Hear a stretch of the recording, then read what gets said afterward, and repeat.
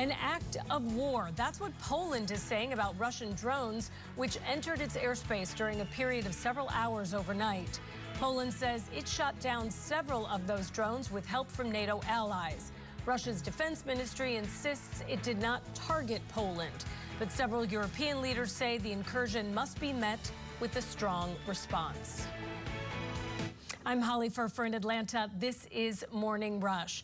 All right, let's bring in Scripps News international correspondent Jason Bellini now with more details on what happened in Poland this morning. And Jason, NATO calls this most serious incident of the war inside European territory. So what do we know about Russia's intentions behind this attack?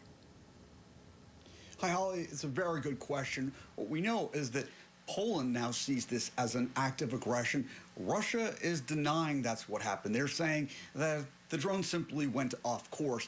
But European leaders, they're saying that this is a real reason for concern and alarm.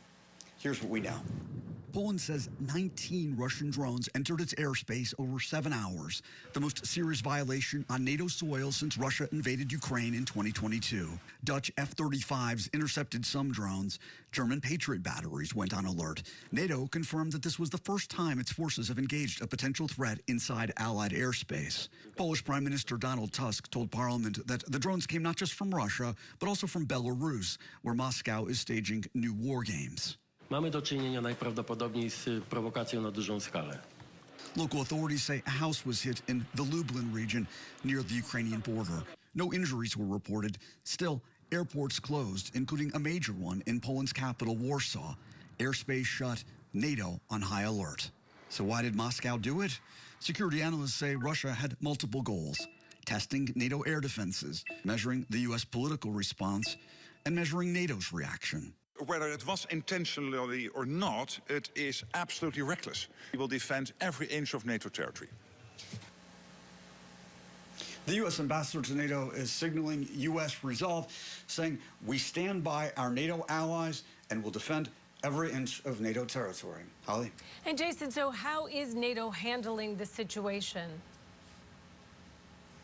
Right now, there are consultations going on. There's a meeting between member states deciding, well, first, how serious of an incident is this? They're doing the research. They're gathering more information. Will there be an actual NATO response, military response? That seems highly unlikely. But I can also tell you that now that Poland has invoked Article 4, that forces some serious discussions. Now, we have Article 4 and Article 5 of the NATO Charter. Article 4 is far less serious. Article 4, really, it just means that a NATO member feels threatened. It means that NATO needs to be on higher alert, versus Article 5, which would mean a collective military response, an attack on one country, an attack on all. But it's hard not to see this right now as another escalation in the war between Russia and Ukraine, Holly. All right, international correspondent Jason Bellini. Jason, thank you for that update.